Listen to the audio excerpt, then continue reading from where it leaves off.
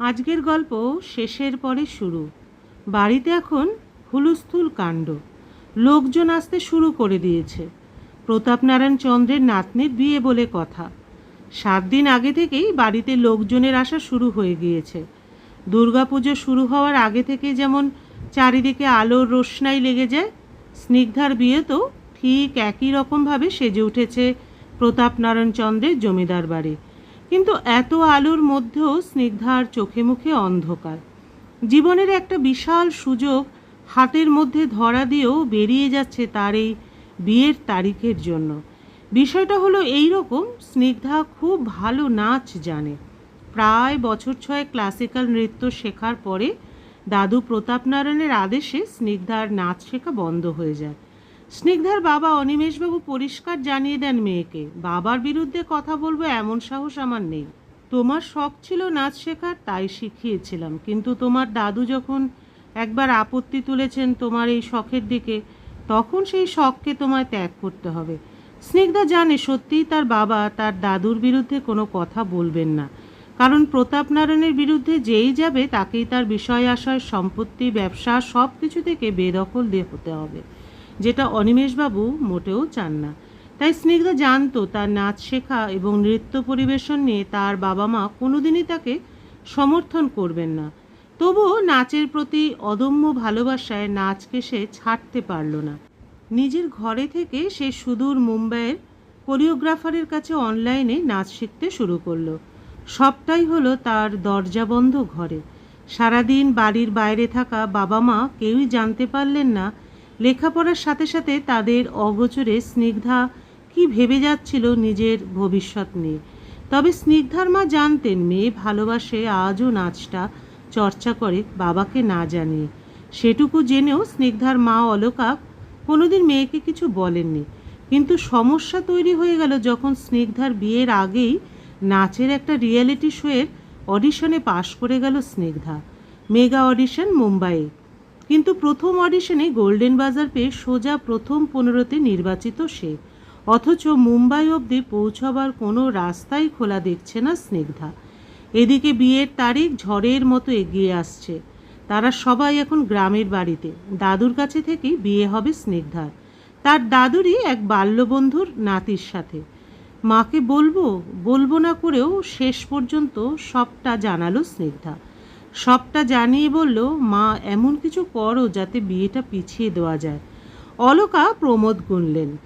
অসম্ভব কিছুকে সম্ভব করার কথা বলছে স্নিগ্ধা। তিনি ভীত গলায় বললেন, আগুন নিয়ে খেলছিস স্নিগ্ধা, এমন খেলায় মেতে উঠিস না। এই আগুনে তুই একাই জ্বলবে না, গোটা পরিবার জ্বলবে। এই ধরনের চিন্তা মাথাতেও আনিস না তুই, না হলে সর্বনাশ হয়ে যাবে। এরপরে আর কিছু বলার থাকলো না স্নিগ্ধার। তার শেষ ভরসাটুকু তার মাথার উপর থেকে হাত তুলে নিয়েছেন। মাকেও পুরোপুরি দোষ দিতে পারে না স্নিগ্ধা। তার দাবিটা সত্যি অসঙ্গত নয়। একবার ভাবলো সেই বাড়ি থেকে পালিয়ে যাবে, কিন্তু এমন পরিকল্পনা যে খুব একটা ফলপ্রসূ হবে না সেটা ভেবেই থেমে গেল স্নিগ্ধা। তার প্রধান কারণ দুটো। প্রথম কারণ, সবাই ভাববে যে স্নিগ্ধা কোনো ছেলের প্রেমে পড়ে তার সাথে বাড়ি ছেড়ে পালিয়েছে। তাতে বংশের দাদুর মুখে যে চুনকালি পড়বে, তাতে দাদুর তৃতীয় নয়নের আগুনে তার বাবা মায়ের ভবিষ্যৎ যে জ্বলে পড়ে ছারখার হয়ে যাবে সে ব্যাপারে নিশ্চিত সে। আর তার দ্বিতীয় কারণটাই তার সবচেয়ে বড় বাধা। সেটা হলো মুম্বাই যেতে গেলে যে অর্থের প্রয়োজন, সেই অর্থ তার হাতে নেই। অতএব সমস্ত ভাবনাকেই নস্যাৎ করে দিতে হলো। এখন কি করা যায় সেটা ভেবেই অস্থির হতে শুরু করলো স্নিগ্ধা। তার স্বপ্নের সবটুকু শেষ হয়ে যেতে দেখে কান্নায় ভেঙে পড়ল সে। তার স্বপ্নের কবরের শেষ মাটিটুকু পড়ে যাবে তার বিয়ের দিনে। তারপরে সব শেষ। সাধারণ গৃহবধূর মতো জীবন চলবে তার, যতক্ষণ না মৃত্যু আসে তার জীবনে। এইসব ছাইপাশ ভেবেই কেঁদে কেঁদে চোখ ফুলিয়েছে স্নিগ্ধা।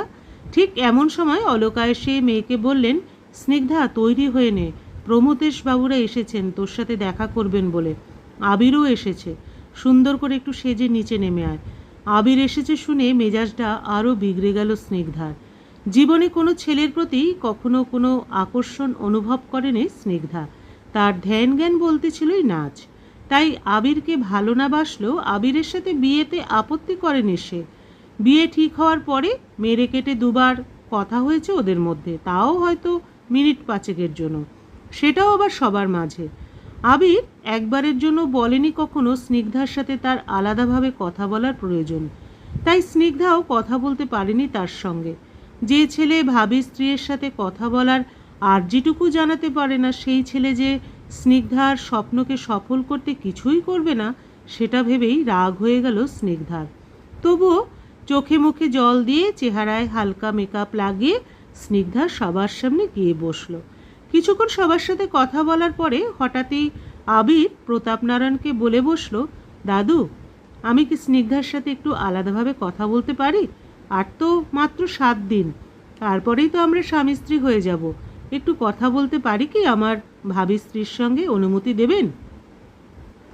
প্রতাপনারায়ণ বাবুর সত্যি আপত্তি করার কিছুই নেই। আর 7 দিন বাদে সত্যি ওরা একে অপরের হয়ে যাবে, অতএব কথা বলা যেতেই পারে। তাই আবির আর স্নিগ্ধা ছাদে গেল কথা বলতে। খোলা ছাদ, অতএব বদ্ধ ঘরে আইবুড়ো মেয়েকে রাখার যে চিন্তা থাকে, সে চিন্তা খোলা ছাদে থাকে না। যাই হোক, আবির স্নিগ্ধাকে কাছে পেয়েই প্রথম প্রশ্ন করে বসলো, আমাকে ভালোবাসো তুমি? স্নিগ্ধা স্তম্ভিত। এ কেমন প্রশ্ন আবিরের? সে জবাব দিল, ভালোবাসার মতো কোনো সম্পর্ক তো আমাদের মধ্যে গড়ে ওঠেনি, তাহলে এমন অনর্থক প্রশ্ন করা কেন? ভালো না বেশি আমাকে বিয়ে করছো, তাহলে সেই বিয়ের সার্থকতা কোথায়? আমি জানি তোমার জীবনে আমার চেয়েও বেশি গুরুত্বপূর্ণ কিছু আছে যা তোমাকে আমার কাছ থেকে দূরে নিয়ে যায়। বলো আমাকে, তুমি কি মন প্রাণ দিয়ে কাউকে চাও? তোমার চোখের ভাষা বলে দিচ্ছে এই বিয়েতে তুমি খুশি নাও। স্নিগ্ধা সত্যি ভাবেনি এমন একটা সুযোগ তাকে আবির দেবে। একবার ভাবলো চুপ করে থাকবে, কিন্তু তারপরেই ভাবলো সবটা জানিয়ে দেওয়াই ভালো আবিরকে। সব কিছু তো শেষ হয়েই গেছে, তবুও শেষ চেষ্টা। যদি আবির সবটুকু জেনে বিয়েটা পিছোতে পারে। তাই আবিরকে স্নিগ্ধা জানালো তার স্বপ্নের কথা, জানালো রিয়ালিটি শোতে তার নির্বাচিত হওয়ার কথাও। সব শুনে আবির কিছুক্ষণ চুপ করে থাকলো, তারপর বলল, তোমাকে পৌঁছতে হবে কবে মুম্বাইতে? স্নিগ্ধা এক রাশ বিষণ্ণতা নিয়ে বলল, আমাদের বিয়ের ঠিক আগের দিন। আবির আবার জিজ্ঞাসা করলো, কোন বিয়ে? আইনত বিয়ে নাকি সাত্ত্বিক মতে বিয়ে? স্নিগ্ধা এসব তালেগুলি ভুলেই গিয়েছিল যে সাত্ত্বিক মতে বিয়ে হবার তাদের আগামী পরশুতে রেজিস্ট্রি ম্যারেজ আছে। বিয়ের উচ্ছ্বাসটা যে একেবারেই চলে গিয়েছিল তার জীবন থেকে। সে মৃদুভাবে বলল, না, পৌঁছতে হবে আজ থেকে 6 দিন পরে, ততদিনে আমাদের রেজিস্ট্রি ম্যারেজ হয়ে যাবে। শেষ একটা প্রশ্ন করব তোমার স্নিগ্ধা, নিজের স্বপ্নটুকু পূরণ করা ছাড়া আর কোনো চাহিদা নেই তো তোমার? আমাকে বিয়ে করার অন্য কোনো দ্বিধা নেই তো তোমার মধ্যে? স্নিগ্ধা অস্ফুটে বলে, আমার প্রথম ও শেষ ভালোবাসা আমার নাচ। আমার স্বপ্ন পূরণের সুযোগটুকুর সাথে বিয়ের সময়টার সংঘাত বেঁধেছে বলেই এত সমস্যা। না হলে এ বিয়েতে আমার কোনো আপত্তি অতীতেও ছিল না, বর্তমানেও নেই। আবির লাফ মেরে উঠে দাঁড়ায়, এক রাশ উৎসাহ নিয়ে বলে, তাহলে আর 2 দিন অপেক্ষা করো, রেজিস্ট্রিটা হয়ে নিতে দাও, তারপর তোমাকে নিয়ে পালাবো মুম্বাই পরশু রাতেই। আমি আজই ফ্লাইটের টিকিট কেটে রাখছি। স্নিগ্ধা হতবাক। আবির এসব কি বলছে? তাকে নিয়ে নাকি মুম্বাই পালাবে সে? স্নিগ্ধা ফ্যাল ফ্যাল করে চেয়েই রইল আবিরের দিকে। আবির তার দিকে তাকিয়ে বলল, বুঝলে না কি বলতে চাইছি? তারপর চেয়ারটা টেনে নিয়ে বলল, দেখো, তোমার আবদার না তোমার দাদু শুনবেন নাকি আমার দাদু শুনবেন, বিয়েটা তো কিছুতেই পিছোবে না, সেটা তুমি আমি দুজনেই জানি। তাই আইনত স্বামী স্ত্রী হয়ে গেলে আমিই তোমার গার্জিয়ান, তোমার ভালো মন্দ বুঝে নেওয়ার মানুষ। কিন্তু এ কথা জোর গলায় 2 বাড়ির কোনো দাদুর সামনেই বলার সাহস আমি রাখি না। যদিও বা সাহস করেও ফেলি, সবটা জেনে তোমার আশেপাশে এমন পাহারা বসবে যে তোমার স্বপ্ন এই গ্রামের মাটিতেই মিশে যাবে, মুম্বাই অবধি পৌঁছবে না। অতএব এর থেকে ভালো নয় কি আমরা পালিয়ে যাই? তাহলে বেশ একটা অ্যাডভেঞ্চারও হবে। আর যখন রেজিস্ট্রিটা হয়ে যাচ্ছে, তখন তুমিও নিশ্চিন্তে আমার হাত ধরে বাড়ি ছাড়তে পারবে। এখান থেকে কলকাতা হয়ে সোজা মুম্বাই প্লেনে চড়ে স্বপ্নের উড়ান দেবে তুমি। কি, রাজি তো? বলো, প্ল্যানটা ঠিক আছে তো? স্নিগ্ধা বোকার মতো শুনে যাচ্ছিল আবিরের কথা। এমন কিছু কি লেখা ছিল তার ভাগ্যে? যে ছেলেটা একবারের জন্য স্নিগ্ধার সাথে কথা বলার অনুমতি চাইতে পারেনি, সেই ছেলেটাই নাকি তাকে নিয়ে পালাবে? এ ভাবা যায়? স্নিগ্ধাকে চুপ করে থাকতে দেখে আবির বলল, কি, পালাবে তো আমার সাথে? আমার তো ব্যাপারটা ভাবলেই কেমন এক্সাইটমেন্ট লাগছে। সবাই প্রেমিকাকে নিয়ে পালায়, আর এই আবির মিত্র পালাবে নিজের বউকে নিয়ে। তারপরে স্নিগ্ধার দিকে তাকিয়ে বলল, তোমার জরুরি যা কাগজপত্র আছে সেগুলো নেবে, আর সাময়িক কিছু জামা কাপড় আর কিছু নেবে না, গয়নাগাটি কিছু নেবে না। আমরা যা করতে চলেছি তাতে দুই বাড়ির লোকজনই আমাদের ত্যায্য করবে, তাই আমি চাই না কেউ যাতে গয়না নিয়ে পালিয়েছি বলে আমাদের পেছনে পুলিশ লাগাতে না পারে। আমাদের ম্যারেজ সার্টিফিকেট অনিন্দকে বলে তুলে নেব আমি। স্নিগ্ধা অবিশ্বাসের মতো চেয়ে রইল আবিরের দিকে। সে তো জানতো শেষের পরে আর কিছুই থাকে না, শেষ মানে সবটুকুই শেষ। কিন্তু শেষের পরেও যে একটা নতুন স্বপ্নের শুরু আছে, এ তো ভাবতেই পারেনি সে। কেন জানা নেই, এই মুহূর্ত থেকে আবিরের প্রতি একটা ভালো লাগা তৈরি হচ্ছে তার, যা কিছুক্ষণ আগেও শেষ হয়ে গিয়েছিল। পরিকল্পনা মতো রেজিস্ট্রির দিন রাতের বেলায় সব আত্মীয় স্বজনের মধ্যেই হঠাৎ করে বিয়ের পাত্রপাত্রী উধাও। দুই পরিবারের লোকজনই খোঁজ শুরু করলো। হঠাৎ করে একই সাথে দুজনের বেপাত্তা হওয়ার কারণ বোধগম্য হলো না কারোরই। মেয়ে বাড়ি ছেড়ে পালিয়ে যেতে পারে, কিন্তু আবির উবে গেল কোথায় এটাই ভাবতে পারছিলেন না অলকা। এমন সময় প্রতাপ নারায়ণের টেবিল থেকে উদ্ধার হলো আবিরের লেখা একটা চিঠি। শ্রী চরণেশু দাদু, আমার বউকে নিয়েই পালালাম আমি, কারণ আমি জানি স্নিগ্ধার স্বপ্নকে তোমরা কেউ বুঝবে না। নিজের স্ত্রীর একটা ছোট্ট স্বপ্নকে যদি সার্থক করতে না পারি, তাহলে তার স্বামী হলাম কি করে? হাত পেতে তার খাওয়া পড়ার দায়িত্বই নিইনি, দায়িত্ব নিয়েছি তার ছোট বড় সব স্বপ্ন পূরণেরও। তোমাদের কাছে তোমাদের সম্ভ্রমটাই বেশি, জানি সেখানে আমাদের স্বপ্নগুলো পূরণ হওয়ার পথে তোমাদের কাছ থেকে শুধু না উত্তরই আসবে। তাই তোমাদের ইচ্ছাগুলোকে না বলে স্নিগ্ধাকে নিয়ে বেরিয়ে পড়লাম এক সুন্দর ভবিষ্যতের দিকে। যেদিন স্নিগ্ধা জানিয়েছিল আমায় গোল্ডেন বাজার পেয়ে সোজা প্রথম 15তে নির্বাচিত হয়েছে ও, সেই মুহূর্তে ঠিক করেছিলাম এমন প্রতিভাকে শুধুমাত্র সংসারের রান্নাবাটি খেলায় নষ্ট হতে দেব না। তাই পালিয়ে গেলাম, কারণ আমি চাইনি স্নিগ্ধা মিথ্যে হাসি মুখে সাজিয়ে সংসার করুক আমার সাথে। তাতে মানুষ অন্যকে সুখে রাখে বটে, তবে নিজে সুখী হয় না। আমার মায়ের সেই শুকনো মিথ্যে হাসিটা ছোটবেলা থেকে দেখে এসেছি, খুব কষ্ট হতো আমার।